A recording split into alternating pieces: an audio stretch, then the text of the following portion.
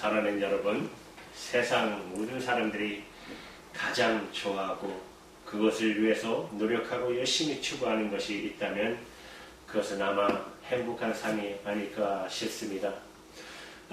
그러면 세상이 추구하는 행복이란 여러분 과연 무엇일까요? 우리 동양적인 사상에서는 행복을 뭐라고 하죠? 5복을 풀어서 이야기하기도 합니다. 건강한 복, 장수하는 복, 재산이 많으면 강건하고 마음이 편하고 덕을 삼고 지천명, 제명에 죽을 수 있다면 아마 그것이 행복이라는 것입니다. 그러나 행복을 어떻게 정의하든 이상하게도 그토록 추구하는 행복은 잡으려고 하면 파랑새처럼 멀리 달아나 버릴 때가 많습니다. 또한 어떻게 하든지 온 신의 힘을 다해서 잡고 보면 우리가 생각하는 것처럼 별거 아닌 것 같아서 오히려 허무해지기도 합니다. 여러분, 마치 새벽의 안개가 가득히 온 지면을 뒤덮은 것 같아도 아침에 뜨는 그 순간 안개는 순식간에 사라져버리고 마는 것처럼 세상 사람들이 그토록 원하는 행복을 소유하는 그 순간 그 의미가 사라져버리고 맙니다. 그래서 또다시 더 나은 행복을 추구하고 또 추구하지만 그 결과는 마찬가지입니다. 그렇다면 이 세상의 영원한 행복, 변하지 않는 가질수록 풍성해지는 그런 행복은 없을까요? 사랑하는 여러분, 분명히 있습니다. 그리고 예수님은 그런 행복을 저와 여러분 우리에게 주고 싶어 하십니다. 그러면 어떻게 해야 행복해질 수 있겠습니까? 오늘 본문 말씀은 세상에서 이해할 수 없는 역사를 말씀하고 있습니다.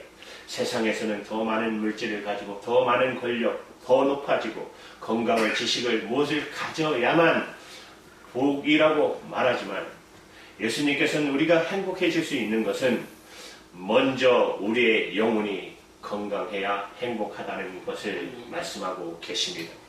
여러분, 오늘 본문 3절에 주님이 이렇게 말씀하십니다. 심령이 가난한 자는 복이 있나니 천국이 저희 것이며. 사랑하는 여러분, 행복은 어떤 것을 소유하는 것이 아니라는 것입니다. 먼저 우리 심령이, 우리 영혼이, 마음이 가난한 사람이 되는 것이 행복할 수 있다는 것입니다. 그러나 세상 사람 대부분들은 자신들이 원하는 바, 목적하는 바를 얻지 못하면 행복하지 못하다라고 생각합니다. 전에 뉴스 신문에서 본 적이 있습니다. 73세 최고령 사법고시 시험을 보는 할아버지에 대해서 젊은 시절에 그분은 시골 고향에서 천재로 여겼습니다. 그 나이에 어린 시절에 서울법대에 합격하고 1차 고시에 합격하고 그럼 그 당시 대단했죠. 굉장했던 분이죠. 그리고 결혼을 하고 근데 문제는 2차 시험을 봤는데 53년 동안 떨어진 것이에요. 그러니까 그분은 일평생 사법고시만 보신 것이죠. 그분이 추구하는 행복은 자기가 사법고시에 합격하는 것이 아니겠습니까? 이처럼 세상 사람들은 물질이, 돈이 부족하고 건강이 부족하고 좋은 직업이 없기 때문에 불행하다고 여기며 사는 것입니다. 하지만 여러분, 정말 그럴까요? 말을 바꿔 생각해 보십시오. 물질이, 돈이 있으면 행복합니까? 건강하면 행복합니까? 내가 원하는 직장이 있다면 행복할까요? 물론 건강하지 못하고 물질이 없으면 힘은 들지만 그것 때문에 불행해지지는 않습니다. 분명한 사실 하나는 행복이 소유에 달려있지 않다라는 것입니다. 그럼에도 불구하고 많은 사람들은 소유를 행복의 척도로 생각하며 살아갑니다. 그래서 어떻게 하든지 더 많이 소유하기 위해서 그토록 중요한 자기 인생의 시간과 건강과 젊음을 다 바쳐서 낭비하고 있는 것입니다. 그렇다면 여러분, 행복의 비결은 무엇일까요? 그것은 여러분, 우리 스스로가 행복한 사람이 되는 것입니다. 행복한 사람이 되면 남들이 보기에 물질이 없고 건강이 조금 부족해도 불행해 보여도 우리 스스로가 행복한 사람이 되면 여러분, 행복을 소유하려면 사라지고 말지만 우리 스스로가 행복한 마음의 틀을 가지고 있다면, 즉 내가 행복한 사람이 된다면 어떤 경우에도 행복을 잃지 않을 수 있는 것입니다. 여러분, 그런 행복한 사람의 특징은 무엇입니까? 거룩하신 하나님 앞에 선 죄인의 마음이라는 것입니다. 다시 말하면 하나님의 엄청난 영광과 거룩 앞에 산산조각이 난 죄인의 모습. 죄로 인해서 죽음과 진노의 심판 앞에서 4대의 은혜를 경험하는 마음 말하는 것이에요. 하나님께 나를 불쌍히 여겨 주시옵소서, 죽을 수밖에 없는 죄인입니다 라는 고백과 함께 갈보리 언덕에서 십자가에 흘리신 보혈에 죄 쓰심을 받고 눈물을 흘리며 엎드려 감격하고 은혜에 보답하려는 마음 말입니다. 여러분, 이 행복의 틀을 갖고 계십니까? 우리 어린 시절 우리 장로님도 국수 공장 하셨다는 소리 들었어요. 가보면 국수 공장에 보면 널어놓잖아요. 동그란 국수, 네모난 국수. 그게 어떻게 나옵니까? 동그란 틀에 넣어야 동그랗게 나오고, 네모난 틀에 넣어야 네모난 틀에 이렇게 나오잖아요. 그렇죠? 가난한 마음의 틀을 소유하면, 그 틀을 소유하면 어떤 상황, 경우도 우리는 행복하다는 것입니다. 그것은 여러분 예수님 안에 들어갈 때가 가능하다는 것입니다. 방 안에 여러분 어둠이 오면 문을 여시면 됩니다. 불을 켜면 됩니다. 여러분 마음의 문을 여십시오. 그러면 마음이 깨끗해지고 가난해지고 온유해져서 하나님의 평화가 여러분 안에 들어오기 시작할 것입니다. 행복의 틀을 가지게 될 것입니다. 그러나 여러분, 반대로 자기 중심적인 사람들은, 자기 자신을 믿는 사람들, 스스로를 지나치게 신뢰하고 자기의 주장만을 내세우는 사람들, 돈을 많이 가지면, 권력이 있으면 목에 힘을 주고 사람들을 아래로 보고 상대방의 이야기를 듣지도 않고 자기 주장만 열심히 하는 사람들, 여러분, 이런 사람들 옆에 가고 싶지 않습니다. 그렇지 않아요? 다른 사람들의 속에 자기 자신이 늘 가득 차 있기 때문에 다른 사람들이 들어갈 틈이 없어요. 이런 사람은 영원히 여러분 행복한 사람이 될 수가 없습니다. 자기 스스로가 마음이 부유하다고 생각하기 때문에. 여러분, 마음이 부유하다는 말은 무슨 뜻입니까? 더 이상 무엇인가가 들어갈 공간이 없다라는 뜻과 일맥상통합니다. 다시 말하면 마음이 세상 것으로 가득 차 있어서 행복이 들어갈 수 없다는 것이에요. 그러나 심령이 가난한 사람에겐 하나님의 축복이 들어갈 공간이 있습니다. 심령이 가난한 사람에게는 하나님께서 주시는 기쁨이 들어갈 수 있는 자리가 준비되어 있는 사람입니다. 다시 말해, 마음이 가난하면 하나님의 발자국 소리를 들을 수 있는 것입니다. 심령이 가난한 사람은 자기가 죄인됨을 알기에 예수님을 매일매일 생각하며 살아가기 때문에 마음도 예수님을 닮아가는 것입니다. 여러분, 심령이 가난한 사람은 하나님을 바라보기 때문에 천국이 그 마음을 지배하는 것입니다. 어떤 사람은 이렇게 말합니다. 마음이 가난해지면 자포자기하고 절망하는 거 아닙니까? 아닙니다. 마음이 가난한 것이 자포자기나 절망, 그로 인한 자살을 의미하지는 않아요. 오히려 그것은 일종의 오만이며 교만한 것입니다. 왜냐하면 내 인생의 주인은 하나님이시기 때문에 스스로를 포기해서는 안 되며, 더 나아가 자기 목숨을 끊는 것은 살인이 되고 마는 것입니다. 그렇다면 여러분, 마음이 가난하고 의지할 데 없을 때 누구를 바라봐야 할까요? 바로 예수 그리스도이시니 거룩하신 하나님을 바라보시면 됩니다. 사람들이 전능하신 하나님을 바라볼 때 여러분, 어떤 일이 일어나기 시작합니까? 자기 스스로에 대해 절망하게 되고 한계에 깨닫게 되고 자신의 부족한 연약함을 고백하게 되는 것입니다. 이것은 자포자기와 전혀 다른 것이며 축복의 시작을 알리는 우리의 내면의 소리인 것입니다. 사실 여러분, 그 누구도 하나님을 본 적은 없습니다. 다 알지도 못합니다. 하지만 하나님이 계시다는 사실을 믿는 것, 우리의 양심이, 우리 영혼이 증거하기 때문에 하나님을 우리가 인정하는 것입니다.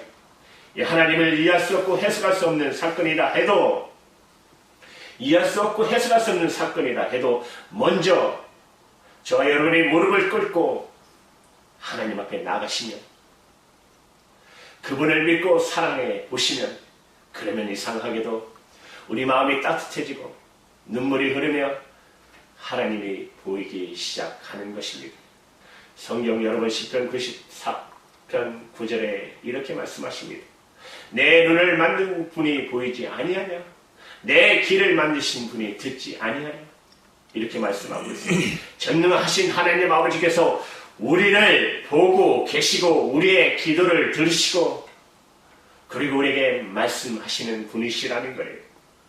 또 우리의 영혼을 만드셨기 때문에 아주 분명하게 섬세하게 느끼시는 것입니다.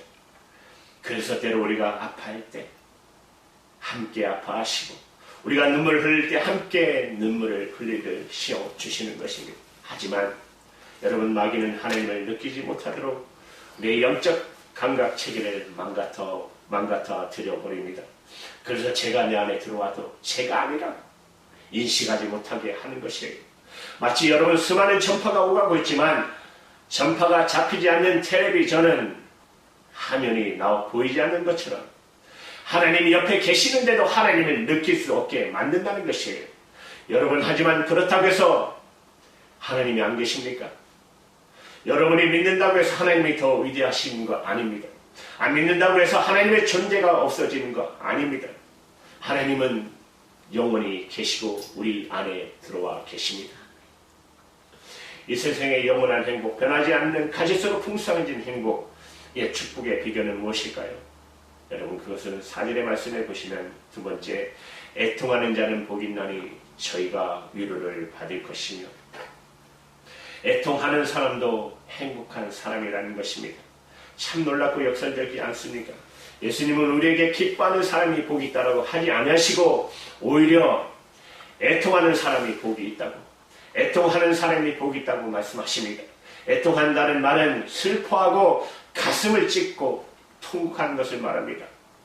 여러분, 이렇게 해보신 적 있으시죠? 여러분, 하나님 만났을 때, 회개할 때, 여러분, 우리가 옷을 찢을 만큼 가슴을 치며 내가 하나님 앞에 죄인입니다고 통곡하지 않았습니까? 그렇기 때문에 그런데 왜 이것이 축복일까요? 자기 안에 있는 죄를 발견할 수 있기 때문에 그래요. 그래서 애통하는 자가 복이 있다고 말씀하시는 것입니다. 하지만 하나님을 바라보지 않는 사람, 자기 안에 있는 죄를 보지 못하고 죄가 있는지 없는지 느끼지도 보지도 못한다는 것입니다. 마치 여러분 검은색 옷, 이 검은색 옷에 잉크가 묻어도 우리가 잘 알아챌 수 없듯이 죄가 있어도 죄라는 걸 알지 못한다는 것이에요. 하지만 여러분, 하얀 옷에 우리 장로님처럼 저는 하얀 와이셔츠에 잉크 하나만 묻으면 우리가 확연하게 드러나듯 마음이 깨끗한 사람은 작은 죄라도 민감하게 반응한다는 것입니다. 제가 존경했던 우리 젊은 시절에 저에게 기도에 대해서 영향을 끼쳤던 목사님이 계십니다. 참 기도 열심히 하시는 목사님이세요. 새벽 기도, 철야 기도서부터 항상 기도의 능력을 그래서 많이 받으셨나 봐요. 그래서 한 날 기도하는데 그래도 자기는 의롭다고 생각했대요. 목사님이 나처럼 기도하는 사람이 어디 있을까? 그런데 어느 날 기도를 하는데 환상을 보여주시더래. 그런데 잘 보니까 주님이 참 멀리 계시더래요. 너무 기뻐서 우리 주님이시구나. 하얀 옷을 이제 세마포를 입고 하얀 세마포를 가시는데 너무 좋아서 막 달려가는데 그때부터 점이 찍히더래요. 감은 점이 타타타타탁 하는데 중간도 못 가고 무릎을 뚝 꿇을 수밖에 없었다고. 내가 기도 좀 한다고 내가 의인이라고 생각했던 자신의 모습을 깨달으면서 주님이 나에게 이렇게 사인을 보내주시는구나. 정말 주님 앞에 중간도 못 가고 무릎을 꿇고 엎드려 회개하며 통곡했다는 그런 간증을 들은 적이 있습니다. 이것이 바로 우리의 죄 민감한 사람들의 특징인 것입니다. 누구든지 하나님을 진실로 바라보면 자신의 죄를 통감하게 된다는 것입니다. 자기 자신이 죄인이라고 발견하면 그러면 가슴을 찢으며 회개하고 애통하게 되는 것입니다. 여러분, 가슴을 찢으며 회개하고 애통하면 그러면 무슨 일이 일어나기 시작할까요? 5절의 말씀을 보십시오. 온유한 자는 복이 있나니 저희가 땅을 기업으로 받을 것이며, 회개하고 애통하면 마음이 온유해진다는 것입니다. 여러분 감동적인 프로그램을 보고 울고 나면 얼굴 표정이 맑아지듯 애통하면 자기 존재를 고백하고 회개할 때 비로소 우리 영혼은 순수하고 온유해집니다. 성경에서 온유한 자가 복이 있다고 말씀하고 계십니다. 온유는 힘의 통제를 말하는 것입니다. 힘이 없다면 온유할 능력도 없다는 것입니다. 예를 들면 여러분 물질이 많은 사람이 내가 가진 것은 내 것이 아니라 다 주님의 것이라고 말할 때 그것이 바로 온유한 것이라는 것입니다. 온유한 자는 권력과 능력이 있지만 오히려 그것으로 다른 사람을 섬기는 사람들, 이런 온유한 사람은 땅을 기업으로 받는 복을 누리게 된다는 것입니다. 예수님은 또 6절에 행복한 사람의 특징에 대해서 이렇게 말씀하고 계십니다. 의에 즐거워 목마른 자는 복이 있나니 저희가 배에 부를 것이라고 하셨어요. 의에 즐거워 목마른 사람, 정의를 갈망하며 어떠한 일이 있어도 불의와 타협하지 아니하고 진리의 편에 서기 원하는 사람, 여러분 이렇게 사신 분이 바로 우리 주 예수 그리스도이십니다. 저와 여러분들도 이렇게 사시기를 바랍니다.